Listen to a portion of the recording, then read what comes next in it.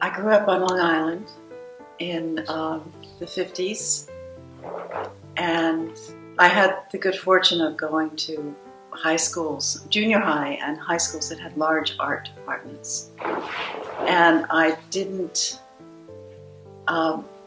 understand it at the time. I only later realized that I had some really extraordinary teachers who were all art students working with Hans Hofmann in Manhattan in the 50s and earning their living teaching high school out on the island. And so I had this exposure to concepts that were, because of that he was bandying about, that Hofmann taught and instructed, and things like negative space and tension and moving things from the foreground to the background and setting up all sorts of dynamic structures in abstract work.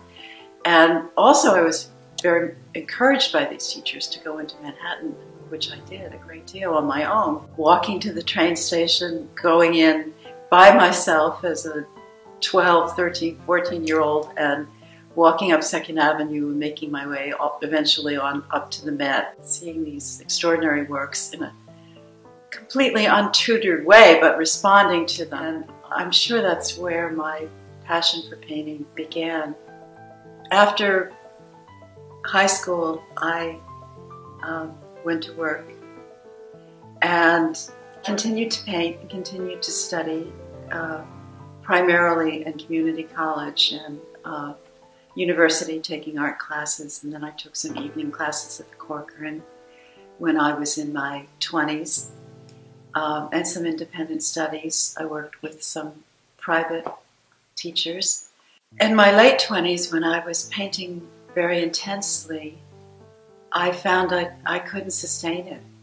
I didn't have the means to pay for the materials. I didn't have studio space. I had children by this time. I had to work full time, and I couldn't manage it. I really needed to reinvent myself, and so I stopped painting very abruptly when I was 27 years old, and I didn't resume painting for more than 20 years after that. And began writing poems 6 months later. And then I focused entirely on literary arts, writing, publishing, teaching poetry, studying poetry, mastering the craft. And after almost 40 years of working in that medium, I had achieved a national reputation. I published a number of books.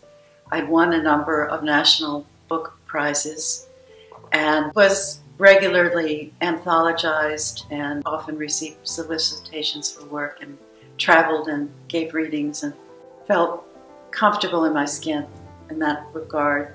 I achieved a lot of what I'd set out to do. But I realized that I had not lived the dream I'd started with as a child, to be a visual artist, to be a painter, and that finally, in my 60s, I was in a position to pursue it. Didn't want to exit this life without going back and picking up that dream and going with it, continuing it, and discovering what I could do in the time left to me.